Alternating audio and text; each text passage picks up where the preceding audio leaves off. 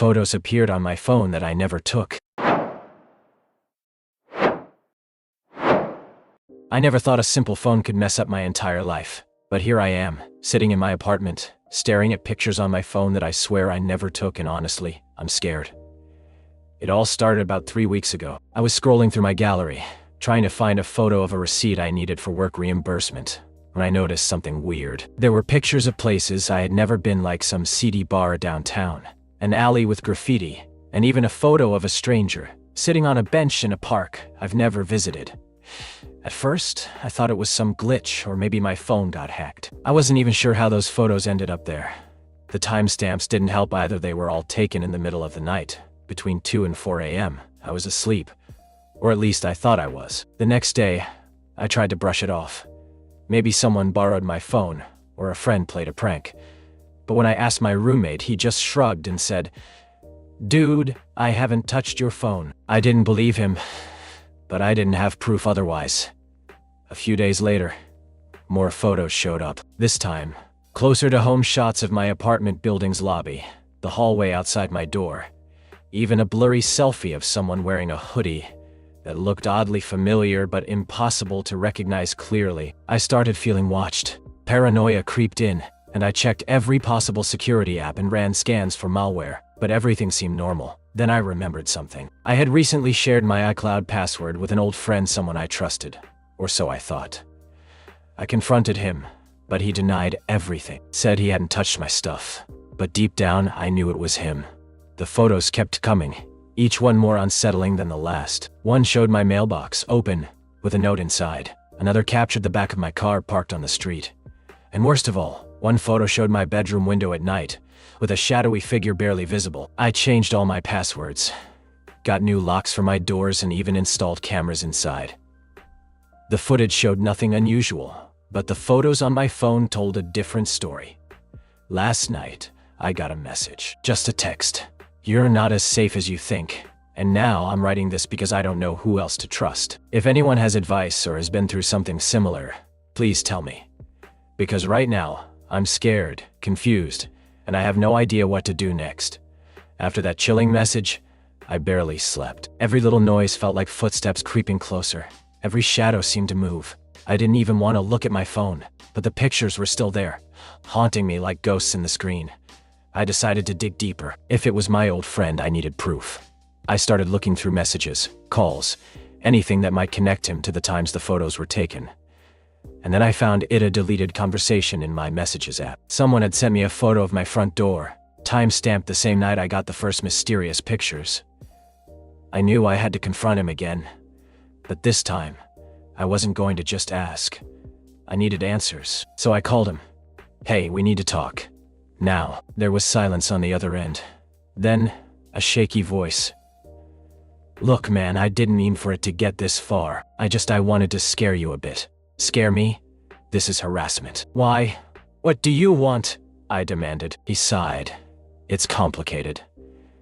You don't remember, but there's something you did years ago, something you buried. I thought if I scared you, you'd listen, maybe make it right." I was stunned. What was he talking about? Years ago. What secret could he possibly have? That night I couldn't sleep again. I started thinking about my past, things I tried to forget. A mistake I made. Something I never told anyone. A moment I thought was behind me. The next day, I found an envelope slipped under my door. Inside was a photo, an old one, from a night I barely remembered, and a note. "Face it, you owe the truth.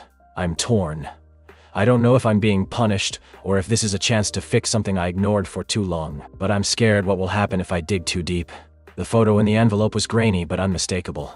It showed me standing outside a convenience store late at night, arguing with someone I couldn't quite make out. There was something intense in the way I was gesturing, danger, fear, maybe even desperation. The date on the back was from almost 5 years ago, a time I barely wanted to remember. I sat on my couch, heart pounding. What secret was this friend trying to drag out of the shadows? Why now? And why was he doing this through fear and manipulation instead of just talking? I needed answers. So I dug through my memory, piece by piece. I recalled that night barely. I'd been drunk, frustrated with my life, and that argument had ended badly. I'd left without knowing what had happened next. The next photo arrived the following morning. This time, it was a close-up of a man lying on the ground, bleeding. The timestamp matched that same night. My stomach twisted. Was that me? Or worse, someone I knew? I called my friend again, desperate. Who's that? What the hell is going on? He hesitated. Look, I wanted you to know the truth. You weren't just drunk and angry. Something happened that night. Something you need to face. I was shaking now. The past wasn't just a shadow anymore. It was real. Dangerous. That night I couldn't sleep. I stared at the ceiling, heart racing. I knew I had to find out what really happened. But where do you even start when the past is a maze you don't want to enter? The next day, I decided to visit the convenience store from that old photo. I needed to confront the past head-on.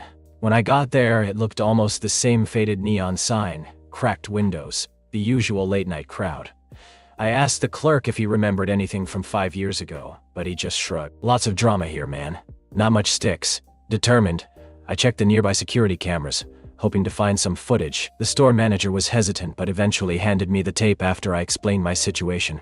Watching it felt surreal. The grainy footage showed me arguing with a man whose face was obscured by shadows. Suddenly, the man pushed me, and I fell hard. Then the footage cuts out. I left, feeling more confused than ever. That evening, my phone buzzed again. Another photo. This one was clear, a hospital hallway, empty except for a small bloodstain on the floor. The timestamp was from the night of the argument. My mind raced. Was someone hurt? Was I responsible? I called my friend one last time. You have to tell me everything. What happened that night? He sighed deeply. You hit someone. Harder than you remember. They ended up in the hospital, and things spiraled from there. My hands trembled. I hadn't hurt anyone, had I? I'm coming to your place, he said. We need to talk in person. I didn't know if this was a good idea, but I had no choice. When he arrived, he looked tired but serious. You've been running from this for years. It's time to stop. I nodded. I'm ready. We sat down in my living room, the weight of unspoken truths filling the air. My friend took a deep breath and started telling the full story, the part I had buried deep inside me for years. That night, after the argument outside the convenience store, things went sideways. The man I'd been arguing with stumbled and hit his head on the curb. He was unconscious when someone finally called for help. The hospital stay was long and complicated. I never knew any of this because, after that night, I disappeared. I moved cities, changed my number, and pretended the whole thing never happened. My friend explained he had been following everything quietly, trying to protect me from the fallout. But it wasn't enough. Someone else knew someone dangerous, and they were the ones sending me those photos. They're trying to get to you, my friend said gravely. They want you to admit what happened, or worse. I felt panic rise inside me. What do they want from me? Money? Revenge? No one knows, he admitted. But you can't ignore it anymore. We spent the next few days digging through old records, trying to find who might want to hurt me. The deeper we went, the more complicated it became. I realized I was caught in a game I didn't understand, a mix of past mistakes, secrets, and people I thought I trusted. The photos on my phone were just the beginning. The breakthrough came when we traced the photos back to someone I never expected. My former roommate, Liam. I remembered how tense things got between us before I moved out. Liam had always been jealous of my life, my job, my relationships, even my phone. I called him, trying to keep my voice steady. Why are you doing this? What do you want from me? There was a long pause, then he sneered. You left me behind, walked away from everything while I was stuck dealing with the mess. Now it's your turn to feel trapped.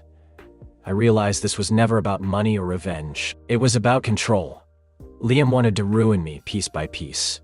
I decided to confront him face to face. I showed up at his apartment unannounced. He was surprised but not afraid. Stop this, Liam. We can fix this. But you have to stop now. He laughed bitterly. Fix this? After all you did? No way. That night, I filed a police report, showing all the evidence of harassment and threats. Liam got arrested the next day. The photos stopped appearing after that. Slowly, I started to feel safe again. But the past had changed me. I had to face my mistakes, accept consequences, and rebuild my life stronger, but wary. Because some scars don't fade, and trust is the hardest thing to earn back. Update 1. After Liam got arrested, I received a few apologies from people I never expected to be involved or even know about the situation. It was unexpected and kind of comforting. Sometimes the truth brings support from places you least expect. Update 2. I still check my phone nervously whenever new photos appear, but now I have support, and I know that even if someone tries to play these games with me again, I'm ready to fight back. If you like this video, please subscribe for more.